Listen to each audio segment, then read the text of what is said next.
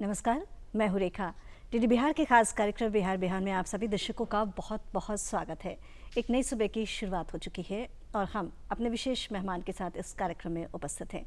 उनकी ज़िंदगी से जुड़ी कुछ खास बातें तो हम जानेंगे ही और साथ ही आपको बताएं कि हमारी जो ज़िंदगी है, आज की जो भागम भाग वाली ज़िंदगी हो गई है, हर कोई चाहता है कि वो बहुत जल्दी चीज़ों को हासिल कर ले और इसका सबसे बुरा असर जो होता है वो हमारी सेहत पर पड़ता है।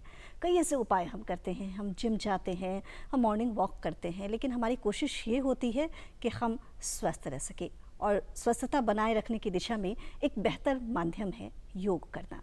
जी हाँ, आज के इस कार्यक्रम में हम बातचीत करेंगे हमारे योग प्रशिक्षक से, जानेंगे योग के क्या फ़ायदे हैं और किस तरीके से योग का आपकी ज़िंदगी पर, आपकी सेहत पर सीधा असर पड़ता है। लेकिन जैसा कि आप जानते हैं, कार्यक्रम की शुरुआत, कार्यक्रम का आगाज़ हम सबसे पहले करते हैं महापुरुषों द्वारा बताई गई अनमोल वचन के साथ। आइए नजर डालते हैं।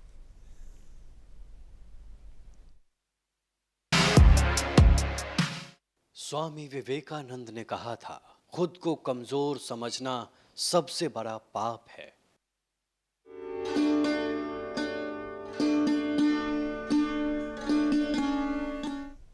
आज हमारे बीच योग प्रशिक्षक उपस्थित हैं कृष्ण मुरारी जी। आइए इनसे बातचीत का सिलसिला शुरू करते हैं। कृष्ण मुरारी जी, एक बार पुनः स्वागत है कार्यक्रम में आपका। सबसे पहले आपके विषय में जानना चाहूँगी, कहाँ से संबंध रखते हैं, शुरुआती शिक्षा दीक्षा कब, कैसे, कहाँ से हुई, क्या कुछ बताना चाहेंगे? बहुत बहुत धन्यवाद। इस बिहार बिहान स्टूडियो में मुझे अवसर मिला है। मेरा नाम कृष्ण मुरारी।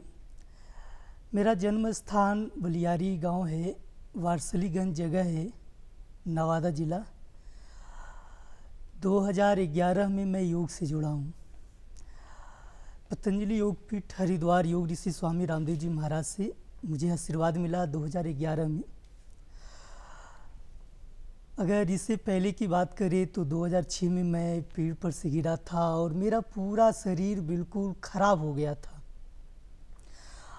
मेरा हाथ दोनों, मेरा दोनों पैर बिल्कुल टूट गया था। ऐसा लगता था कि मैं अब चल नहीं सकता। कोई कार्य वैसा जो होता है, एक सपना होता है, सोच होता है, वो मेरा बचपन से ही था कि मैं बहुत अच्छा करूं, आगे बढ़ूं।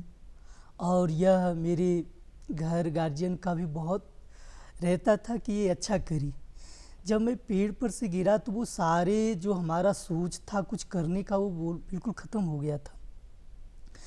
तो मुझे किसी व्यक्ति के माध्यम से जब मैं 2011 में पतंजलि योग पीठ हरिद्वार गया तो योग के बारे में मुझे इतनी अच्छी से जानकारी मिला और वहाँ से मुझे एक नया जीवन मिला कि मैं कुछ कर सकता हूँ। और 2011, 12, 13, 14, 15, 16 तक मुझे आना जाना रहा। और वैसे मैं पटना में ही डेरा रहता था, हनुमान नगर में। 2016 दिसंबर माह में मुझे स्वामी रामदेव जी महाराज ने योग प्रचारक का दायित्व मुझे पूरे पटना ज़िला में मिला। और 2016 लास्ट दिसंबर माह में मैं शुरू किया। 2016 से 2020 मार्च माह तक 1000 स्कूलों में, सरकारी गैर सरकारी का स्कूलों में और 100 गाँव में मैंने शिविर लगाया। शिविर योग आयुर्वेद का प्रचार करना, इसके साथ साथ वृक्षारोपण, नशा मुक्ति अभियान, ये एक ऐसा संदेश लोगों तक पहुंचाने का जो मुझे दायित्व मिला था। मुझे बहुत खुशी मिलता था कि जो लोग बीमार होकर जी रहे हैं उन्हें भी एक आशा का किरण जगा कि हम आगे भी जी सकते हैं, और वो है योग। और योग से हमें एक नया जीवन मिला और मैं हर कार्य आज भी कर रहा हूँ। और मुझे बहुत खुशी है कि मुझे किसी चीज़ का कमी नहीं लगता है कि मेरे हाथ में दिक्कत है या पैर में दिक्कत है, मैं सारे आसन भी कर लेता हूँ। जी, कई ऐसे लोग होते हैं कृष्ण मुरारी जी, जब यदि ज़िंदगी में कोई आकस्मिक दुर्घटना हो जाती है तो उनकी ज़िंदगी ख़त्म हो जाती है, उन्हें लगता है कि आगे कुछ करने को नहीं है। लेकिन आपने उस विपरीत परिस्थिति को भी एक चैलेंज के रूप में लिया है और अपनी ज़िंदगी को फिर से पटरी पर लाने की कोशिश की। और बधाई आपको, आप सफल भी हुए, तभी आज हमारे बीच है। इस कार्यक्रम के माध्यम से लोग आपको देख पा रहे हैं। यदि हम बातचीत करें योग के महत्व की, क्योंकि हर हर इंसान के जीवन में महत्व होता है। यदि वो सेहत का ख्याल रखना चाहते हैं, जिम की अलग महत्ता होती है। यदि हम इसकी एरोबिक्स की बात करें तो उसकी एक अलग महत्ता होती है। यदि हम योग के महत्व की बात करें तो इसके विषय में क्या कुछ बताना चाहेंगे आप? जी, जो व्यक्ति बिल्कुल जैसे हम चल नहीं सकते हैं, कोई कार्य नहीं कर सकते हैं या बिल्कुल बेड पर पड़े हुए हैं, उन लोगों के लिए भी योग है। योग बच्चे, बुजुर्ग, नौजवान जो बीमार है और जो स्वस्थ भी हैं उन सभी के लिए हम उन्हें अलग अलग तरीके से अपना सकते हैं। अब देखने वाली है कि हम बैठकर भी करने वाला आसन है, कुछ खड़े होकर करने वाला आसन है, कुछ लेट कर करने वाला आसन है। जो बिल्कुल आसन नहीं कर सकते हैं उनके लिए प्राणायाम है, मेडिटेशन है, एक्यूप्रेशर है और कुछ वैसी दवाइयाँ हैं जो आपके घरों में, जो आप रसोई घर बोलते हैं उसी को पहले औषधालय बोलते हैं, जिसमें लहसुन है, अजवाइन है, मेथी है, हल्दी पाउडर है। इन सब चीज़ों से भी व्यक्ति अपना स्वास्थ्य ठीक कर सकता है। तो बताया जाता है योग प्राकृतिक चिकित्सा के अंतर्गत जो जितना हो सके सहजता पूर्वक भी आप अपना सकते हैं। अब किन्हीं को बहुत प्रॉब्लम है, वो बेड पर लेटे हुए हैं, नहीं चल पाएंगी, तो उनके लिए प्राणायाम बहुत अच्छा है। प्राणायाम का विधि बताया गया है श्वास पर श्वास। हम श्वासों की क्रिया जो हमारे नाक के 2 छिद्र बताया गया, एक दाएं दूसरा बाएं, हम दाहिनी तरफ बंद करते हैं अंगूठे से और बाएं तरफ से श्वास खींचते हैं। खींचने के बाद 1-2 सेकंड अंदर रोककर पुनः बाएं तरफ बंद कर दाहिनी तरफ से छोड़ते हैं।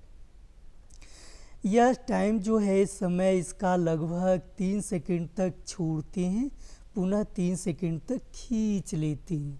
खींचने के बाद पुनः राइट साइड बंद कर लेफ्ट साइड से धीरे धीरे श्वास को बाहर छोड़ देते हैं।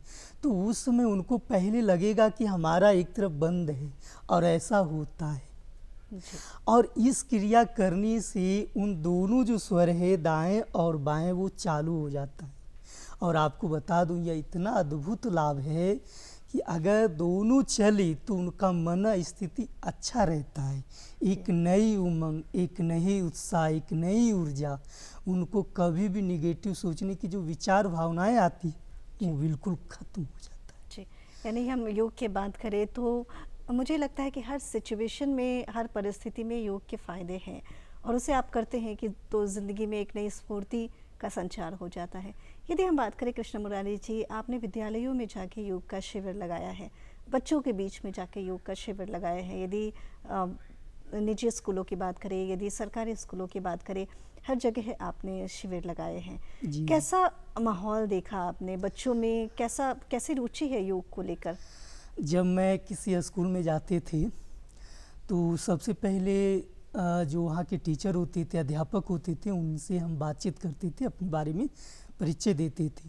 वो मुझे सम्मान के साथ बैठाते थे, आदरपूर्वक, और वह मुझसे जैसा व्यवस्था बोलते थे वैसा मैं बता देता था, वैसा कर देते थे। और वह बातचीत में वो बताते भी थे कि मैं योग से जुड़ा हूँ और मुझे बहुत सारे फ़ायदा है, आप आए, ये मुझे बहुत खुशी है कि बच्चों को योग आप सिखाएं, कुछ बताएं। तो बच्चों को जब सूचना दी जाती थी, आप सभी बच्चे के लिए जो व्यवस्थाएं होती थी, ग्राउंड, बिल्कुल मैदान, खुले जगह जहाँ पर इकट्ठा बहुत सारे बच्चे बैठ जाए, तो वैसे जगह तो विद्यालय में होता ही था। और जहाँ नहीं होता था, जिसमें बहुत बड़ा हॉल है, रूम है, वह जगह चुनाव कर लिया जाता था और वहाँ पर सारे बच्चे को अनुशासन के साथ बैठा दिया जाता था।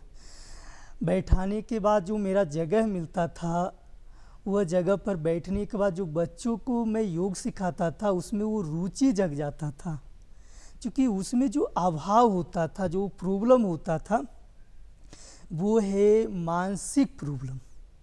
इसी की वजह से बच्चे पढ़ भी नहीं पाते हैं, एक दूसरे से व्यवहार अच्छा नहीं कर पाते हैं, अपने माता पिता का अच्छे से बात नहीं मानते हैं, अध्यापक की बातें नहीं सुनते हैं।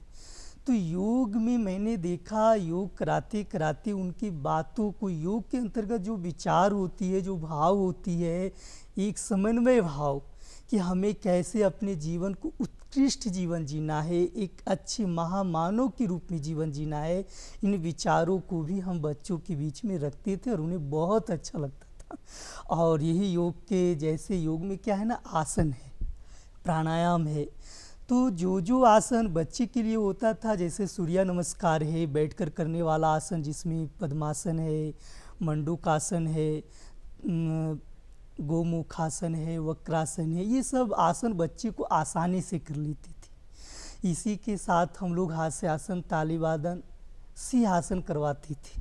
तो उनमें जो उमंग और उत्साह जगता था, जो बच्चे बिल्कुल अकेले अलग, जिसको कहते हैं मंद बुद्धि, वह जो टीचर उनको हंसते नहीं देखे थे, वो बहुत खुश थे कि बच्चे भी बिल्कुल खुश नज़र आ रहे हैं।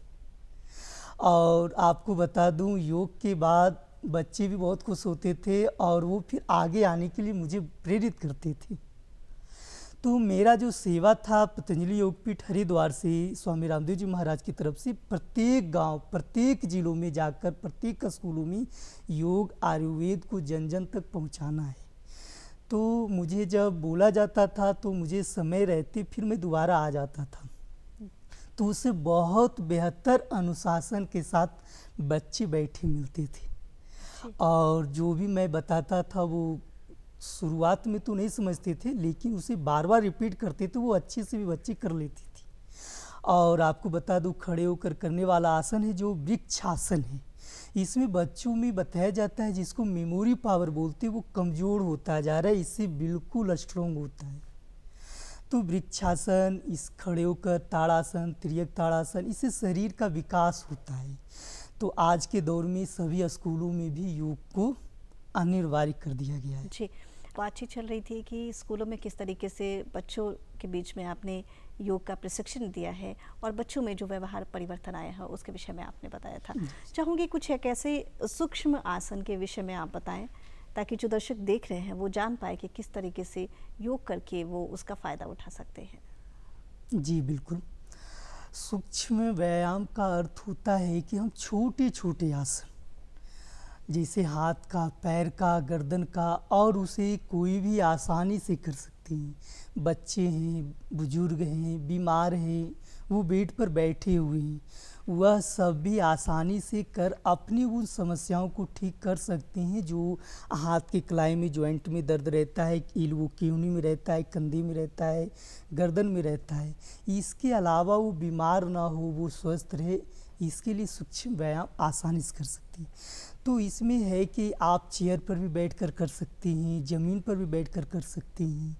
तो जैसे हम यहाँ पर बैठे हुए हैं तो इस पर हम बैठकर जैसे दोनों हाथों को सबसे पहले हम सीधे करते हैं और दोनों हाथों की अंगूठी को अंदर कर मुट्ठी बांधते हैं।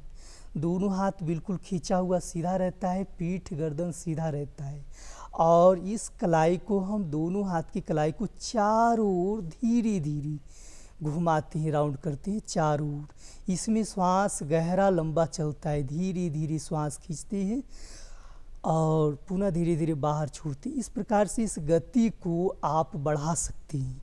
इसे आप 10-10 बार दोनों तरफ से कर सकते हैं। इसके अलावा आपके दोनों हाथों के जो फिंगर से अंगुलियां बिल्कुल सीधी होनी चाहिए और श्वास खींचते हुए ऊपर, श्वास छोड़ते हुए नीचे, श्वास खींचते हुए ऊपर, श्वास छोड़ते हुए नीचे। इसी प्रकार का सूक्ष्म व्यायाम जो हाथ का कर रहे हैं, इसी तरह से आप पैरों का भी सीधा करके कर सकते हैं। दोनों पैरों की पंजा को भी आगे पीछे करेंगे। इसके बाद दाएं बाएं करते तब चारों ओर घुमाते हैं। इसके अलावा है हम सीधा कर अंगूठा अंदर कर मुट्ठी बांधते हैं, खोलते हैं। ये जो अक्सर लोगों बताते हैं कि हाथ में बिल्कुल साइड का है, दर्द रहता है, वो बिल्कुल नहीं रहेगा और ये कोई भी कर सकते हैं। इसके अलावा बताया गया है कंधर आसन, दोनों हाथों को कंधे पर रखते हैं और इस केहनी को इस तरह से लगाकर श्वास खींचते हुए ऊपर, श्वास छोड़ते हुए नीचे, श्वास खींचते हुए ऊपर, श्वास छोड़ते हुए नीचे। इस प्रकार से आप 5 बार या 10 बार अपनी क्षमता अनुसार, जो भी आपसे जितना हो सके, 3 बार तो आप 3 ही बार करेंगी, एक तरफ से पुनः दूसरी तरफ से चारों ओर घुमाते हैं। तो इस प्रकार से जिनको कंधा में दिक्कत रहता है, प्रॉब्लम कंधा नहीं, किसी का हाथ ही नहीं घूमता है ना, तो हाथ आपका अच्छे से काम करेगा। इसके बाद व्यक्ति दोनों हाथों को सीधा कर अंगूठा को अंदर कर मुट्ठी बांधते खोलते हैं, इसे भी आप 10 बार कर सकते हैं। इसके बाद दोनों हाथों की कलाई को पकड़कर राइट साइड लेफ्ट साइड दोनों साइड आप खींचेंगे। श्वास खींचकर सामने, श्वास छोड़ते हुए किनारे से पीछे की ओर राइट साइड खींचे, श्वास भरते हुए बिल्कुल सीधा, श्वास छोड़ते हुए दूसरी तरफ। इसे भी आप 5-5 बार या 10-10 बार कर सकते हैं। दोनों हाथों को सीधा घुटना पर ला करके रखेंगे, पीठ आपका बिल्कुल सीधा रहेगा। श्वास भरते हुए गर्दन पीछे, श्वास बाहर छोड़ते हुए आगे की ओर, श्वास अंदर की ओर खींचते हुए गर्दन पीछे ले जाते हैं। इसे 3-3 बार। इसे कौन नहीं कर सकते? जिनको गर्दन में दर्द रहता है उन्हीं ठूड़ी को गला में नहीं सटाना चाहिए। अक्सर जो गर्दन में बेल्ट लगाते हैं वो इसीलिए लगाते कि वह व्यक्ति गर्दन को नीचे बार बार ना करे। इससे क्या है ना, पेन जो गर्दन का है वो बढ़ जाता है। तो उनको क्या करना है, उन्हें बिल्कुल किनारे घुमाना है। श्वास भरकर पीछे, दूसरी तरफ श्वास छोड़ेंगे सामने, श्वास भरेंगे दूसरी तरफ पीछे, श्वास छोड़ते हुए सामने, श्वास भरते हुए पीछे। इसके बाद गर्दन को चारों राउंड करते घुमाते हैं। श्वास छोड़कर नीचे, किनारे से श्वास भरते हुए पीछे, दूसरी तरफ श्वास छोड़ते हुए किनारे से आगे, श्वास भरते हुए किनारे से पीछे, श्वास छोड़ते हुए किनारे से आगे। इसी का अपोजिट दूसरी तरफ से। इसे आप 5-5 बार या 10-10 बार कर सकते हैं। और जिन्हें गर्दन में दर्द रहता है उन्हें आगे ना लाकर बिल्कुल किनारे, एक तरफ फिर दूसरी तरफ, इस तरह से कर सकते हैं। और उन्हें बिल्कुल कंधा गर्दन इतना फ्लेक्सिबल हल्का होने लगता है कि उनको बिल्कुल गर्दन में दर्द नहीं रहता है। और ऐसा हम रोज़ करेंगे तो हमें बहुत अच्छा रहेगा। जी, आपने छोटे छोटे जो सूक्ष्म व्यायाम है, सूक्ष्म आसन है, वो बताया हमारे दर्शकों को। और उम्मीद है कि यदि आप इसे करते हैं, क्योंकि कहीं आपको बाहर जाने की आवश्यकता नहीं पड़ती है। यदि हम मौसम की बात करें तो मौसम हमेशा हमारे फेवर में नहीं रहता। मौसम परिवर्तनशील है, परिवर्तित होते रहता है। लेकिन यदि हम योग की बात करें तो योग हम अपने घर में बैठे बैठे आराम से कर सकते हैं। तो बहुत अच्छे आसन आपने बताए कृष्णा मुरारी जी। यदि हम बातचीत करें अंतर्राष्ट्रीय योग दिवस की, जो अभी आने ही वाला है, तो इसके विषय में क्या कुछ बताना चाहेंगे आप? योग पूरे दुनिया के लिए एक प्राचीनतम काल से जो चल रहा है एक उपहार है। योग का इतना प्रचलन जो हुआ है, इसका आदरणीय प्रधानमंत्री नरेंद्र मोदी जी का देन है। उन्होंने सर्वप्रथम संयुक्त राष्ट्र संघ महासभा में 27 सितंबर 2014 को अपनी यह प्रस्ताव रखी। 11 दिसंबर 2014 में 177 देशों ने स्वीकार किया। 21 जून 2015 से यह प्रथम बार 177 देशों ने योग किया। आज 21 जून 2023 को 9वें अंतर्राष्ट्रीय योग दिवस पूरी दुनिया में मनाया जाएगा। इसमें 200 से भी ज़्यादा देश भाग लेने लगे। ये बहुत बड़ी बात है कि योग से हम अपने मन को, तन को समन्वय बना सकते हैं। जो हमारा जीवन प्रकृति से बिल्कुल दूर होता जा रहा है, हम प्रकृति के साथ तालमेल के साथ हम कैसे चलें, यह योग हमें सिखाता है। योग के द्वारा व्यक्ति अपने जीवन में आहार विहार जो भी कुछ है अपने जीवन के प्रति समझ सके, ये योग सिखाता है। शाब्दिक रूप से अर्थ बताया गया है। योग का यूज शब्द से लिया गया है, जिसका अर्थ होता है जुड़ना। ये किससे जुड़ना है? स्वयं से जुड़ना है, प्रकृति से जुड़ना है। और जब व्यक्ति स्वयं से जुड़कर कार्य करते हैं तो वह कार्य बहुत आसानी से होता है। आप देखेंगे व्यक्ति चल रहे हैं, उसका ध्यान कहीं और होता है।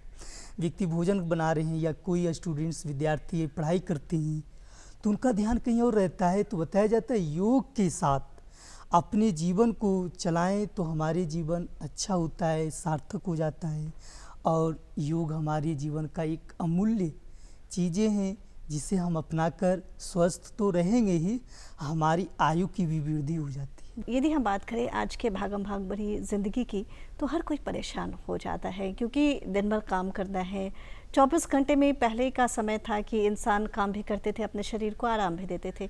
ऐसे में कई ऐसी बीमारियां हैं जो लोगों को लग गई हैं। यदि हम ब्लड प्रेशर की बात करें, यदि हम शुगर की बात करें, ख़ासकर यदि हम सिर दर्द की बात करें, क्योंकि हमेशा लोगों को ये कहते सुना है कि मुझे सिर दर्द हो रहा है या ऐसे दिक्कतें हो रही है। तो क्या योगा में ऐसी कुछ प्रक्रिया है जिससे इंसान बैठे बैठे चाहे तो इस तरह की समस्या से निजात पा सकते हैं? जी बिल्कुल। इस भाग दौड़ के जीवन में देखा जाए तो थोड़ा समय ऐसा इंसान को मिलता है जिसमें वो मोबाइल चलाना, बातचीत करना, तो हम अगर सुबह 15 मिनट भी अगर समय निकाल लेते हैं अपने लिए तो उसमें हम जो छोटे छोटे आसन है, जो सूक्ष्म व्यायाम है हाथ का, गर्दन का, वो कर सकते हैं। अब जैसे किसी को देखा जाए सुबह जगते हैं, बोलते हैं सर बहुत भारी लग रहा है, माथा में दर्द है, तो वो व्यक्ति बिल्कुल आप जहाँ भी हैं वहाँ पर बैठ जाएंगी। बैठने के बाद क्या करना है, इस हाथ की हथेली को बिल्कुल आँख और कान के बीच की जो जगह है वहाँ पर आप प्रेशर देंगी और इसे बिल्कुल 10 सेकंड तक श्वास खींचकर दबा कर रखते हैं। श्वास छोड़ते हैं, हाथ को बिल्कुल ढीला करते हैं, श्वास खींचकर प्रेशर देते हैं और श्वास छोड़ते हुए हाथ को ढीला करते हैं। इस प्रकार से 3 से 5 बार आप कर सकते हैं। इसी तरह से आप दूसरी तरफ इस हाथ की कलाई को आँख और कान के ठीक बीचों बीच जब हम प्रेशर देते हैं तो इसका बताया जाता है बिल्कुल नर्वस सिस्टम जो ब्रेन का है वो काम करना शुरू कर देता है। जो सुप्तावस्था में रहता है, निष्क्रिय अवस्था में रहता है, वो सक्रिय हो जाता है और व्यक्ति के जो सर में दर्द होता है, थोड़ा भारीपन लगता है, उससे बिल्कुल वो निजात पाने लगती है। फिर पुनः दोनों हाथों को लगाकर श्वास खींचकर दबाते हैं, पुनः छोड़ते हैं। ये आप 3-3 बार या 5-5 बार कर सकते हैं। इसके बाद दोनों हाथों को कंबाइंड कर दोनों हाथों को ठीक माथा के पीछे लगाते हैं और श्वास खींच कर पीछे दबाते हैं, प्रेशर देते हैं, श्वास छोड़ते हैं ढीला, श्वास खींच कर प्रेशर देते हैं और श्वास छोड़ते हुए ढीला। इसी को आप आगे जो फोरहेड है, कपाल है, आप इस पर प्रेशर देंगे, श्वास खींच कर दबाएंगे, श्वास छोड़ेंगे ढीला। इतना आप करेंगे और लास्ट में दोनों हाथ की कलाई को इस तरह से लगाएंगे और ठोड़ी पर प्रेशर देंगे आप ऊपर की ओर, श्वास खींचकर, श्वास छोड़ते ढीला। इसे भी आप 3 बार 5 बार कर सकते हैं और आपको ये लाभ मिलेगा। जैसे कहते हैं माथा बिल्कुल आपका जो हेड है बिल्कुल हल्का, और इस प्रकार से आप अपनी सर को हल्का कर सकते हैं, ढीला कर सकती हैं। इसके अलावा व्यक्ति को बताया गया है कि हमें बहुत सारे आसन इंटरेस्टेड ना हो, वो नहीं हो पाता है, नहीं कर पाते हों, लेकिन वह व्यक्ति इक्विप्रेशर कर सकते हैं। जी। इक्विप्रेशर का स्थान शरीर में सबसे अच्छा बताया गया है, वो दोनों हाथों की हथेली है और फिर पैर भी है, हमारे हेड जो माथा है वहाँ पर भी है, पीठ में भी है, लेकिन सहजता पूर्वक आसानी से अगर किया जा सकता है तो वो हाथ है। जी, बहुत सारी बातें आपने बताई हैं। यदि हम बातचीत करें, जैसा कि आपने बताया कि आप शिविर लगाते हैं, यदि हम कारावासों की बात करें, आपने कारावासों के अंदर भी जाकर शिविर लगाया है, कैदियों के बीच में आपने योग का शिविर लगाया, उनको योग का प्रशिक्षण दिया। तो जानना चाहूँगी कि जब आप वहाँ गए तो लोगों के बीच में किस तरीके से व्यवहार परिवर्तन देख पाए योग के माध्यम से, कुछ बताना चाहेंगे आप? जी बिल्कुल। शिविर लगाने के लिए हमारे पास एक साउंड माइक सेट भी है और जो भी है नॉर्मल ड्रेस में हम जाते हैं। अगर कोई गांव जाते हैं तो गांव के जो मुखिया होते हैं, सरपंच होते हैं, वहाँ के सम्मानित प्रतिष्ठित लोग होते हैं, उनसे हम मिलते हैं। जेल जाते हैं तो वहाँ के जो अधीक्षक हैं, जेलर हैं, उनसे मिलते हैं और कोई विद्यालय में शिविर लगाना हो तो वहाँ की जो प्रिंसिपल है उनसे मिलते हैं। इस प्रकार से जो भी संस्था है जहाँ हमें योग शिविर लगाना है, वहाँ पर जो वहाँ के माननीय लोग होते हैं उनसे मिलते हैं और अपनी बातों को, अपने विचारों को रखते हैं कि हम योग के द्वारा हम लोगों को दुख दूर करना चाहते हैं। लेकिन दुख दूर कैसा बताया जाता है कि हम जब स्वस्थ रहेंगे तभी हम खुश रहेंगे, सुखी रहेंगे, और जब हम बीमार होंगे तो दुख है, और इससे बड़ा दुख तो है ही नहीं संसार में। तो इस बात से वो बहुत हो जाते हैं कि जैसे हाँ ये होना चाहिए, लोगों में इसका प्रचार भी होना चाहिए।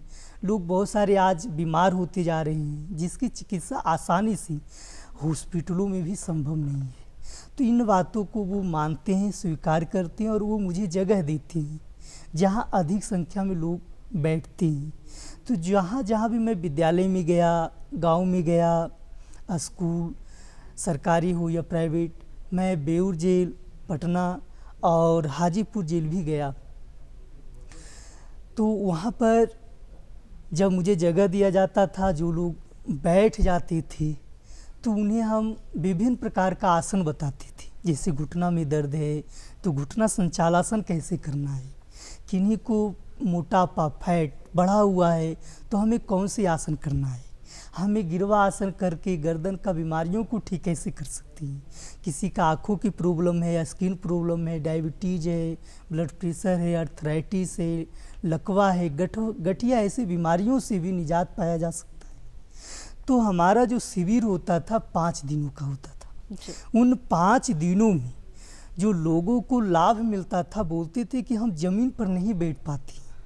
हम बोले बस थोड़ा थोड़ा प्रयास कीजिए, और जिनको लगे कि हमें कुछ विशेष रूप से जानना है तो शिविर के लास्ट में हम उन्हें मौका देते थे और वह आकर फिर मुझसे सलाह लेते थे, और हम उन्हें ये भी बताते थे कि आप आसानी से कैसे योग को अपने जीवन में अपना सकते हैं। जी जी। तो विभिन्न प्रकार के रोगानुसार जो आसन होता था, जैसे वक्रासन है तो कमर पीठ के लिए है, गिरवासन है गर्दन के लिए है, मोटापा भी है, और गोमुखासन है। इस प्रकार के आसनों का लाभ लोगों तक देते थे और वो उसका इंटरेस्टेड बढ़ता जाता था, और वह पुनः फिर आगे वो इंटरेस्टेड लेते थे। और आपको हम ये भी बता दूं कि योग शिविर की समाप्ति के बाद भी वहाँ पर क्लास चल रहा है जी। आज। आप कुछ एक्यूप्रेशर के बारे में बता रहे थे, तो क्या हाँ, कुछ एक बताना चाहेंगे आप? प्राकृतिक चिकित्सा में जैसे बताया गया, योग है, आसन है, प्राणायाम है, उसी में से एक एक्यूप्रेशर चिकित्सा है। और यह कोई भी व्यक्ति, किसी को भी आप कर सकते हैं। अगर स्वयं, ये ऐसा चिकित्सा है कि स्वयं भी कर सकते हैं, और जो व्यक्ति बिल्कुल बेड पर लेटा हुआ है, पड़ा हुआ है, आप उसे भी कर सकते हैं।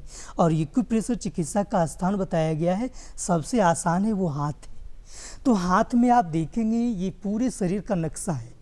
इसको आप पूरे गर्दन बोलेंगे, पूरी माथा, और इसे आप हाथ बोलेंगे, दोनों जो हैंड है हमारी, और ये दोनों हमारे पैर है, ये हमारे पेट है, और ये पीछे का पीठ है। तो अगर किसी को पेट का प्रॉब्लम हो ना, तो हमें कुछ नहीं करना है, बस यहाँ पर ही है, वो सेंटर है, वो पॉइंट है, वो हम अभी बता रहे हैं, वो बीच में है। जिनको पेट साफ नहीं होता है, सुबह जगते हैं, कब्ज रहता है, पेट साफ नहीं होता है, फिर उनका मन भारी लगता है, कार्य करने का मन नहीं करता है, कहते हैं पेट साफ हो तब आपका हर मन साफ रहेगा, आप अच्छे से कार्य करेंगे, कोई टेंशन डिप्रेशन नहीं। तो बिल्कुल आप हाथ के हथेली के ठीक बीचों बीच ये दूसरे हाथ की अंगूठी से प्रेशर देते हैं, और इस तरह से प्रेशर देंगे थोड़ी देर के लिए, फिर छोड़ेंगे, फिर दबाएंगे, फिर छोड़ेंगे। इसे आप 50 बार, 100 बार तक कर सकते हैं। दबाने का टाइम है लगभग 10 सेकेंड, और इसी तरह से आप दोनों हाथों में कर सकते हैं। जो लोग अक्सर खैनी खाते हैं ना, उन्हें ये धारणा है ऐसा कि हम खैनी खाते हैं और सोच जाते हैं और मेरा पेट साफ हो जाता है, ऐसा बिल्कुल नहीं है। आप देखेंगे वो जो खैनी बनाने वाले को गौर से, वो 5 मिनट 10 मिनट तक प्रेशर देते रहते हैं। उस प्रेशर से उसकी पेट पर प्रेशर पड़ता है और उन्हें शौच के लिए वो जाते हैं।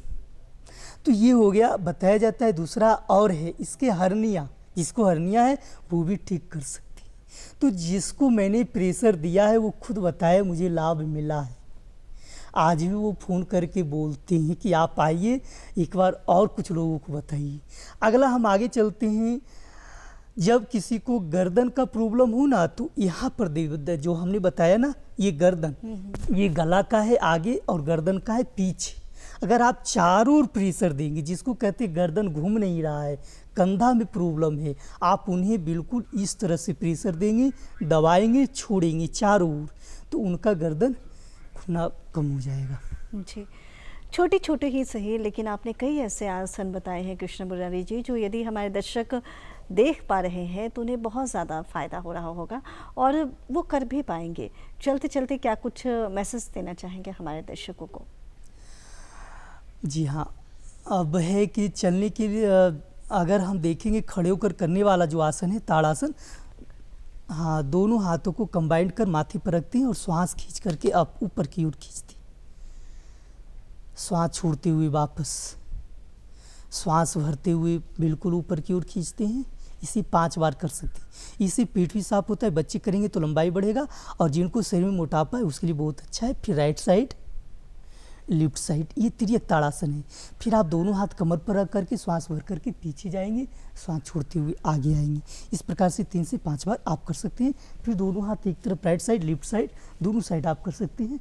इस तरह से आपको बहुत फायदेमंद होगा। जी, बहुत सारे ऐसे आसनों के विषय में आपने बताया है और उम्मीद है कि इसे आप अपनी ज़िंदगी में शामिल कीजिए और सेहत के साथ साथ जैसा कि कृष्णा जी ने बताया कि योग के साथ व्यवहार परिवर्तन होता है, मानसिक परिवर्तन होता है, इसका भी फ़ायदा आप ज़रूर उठाइएगा।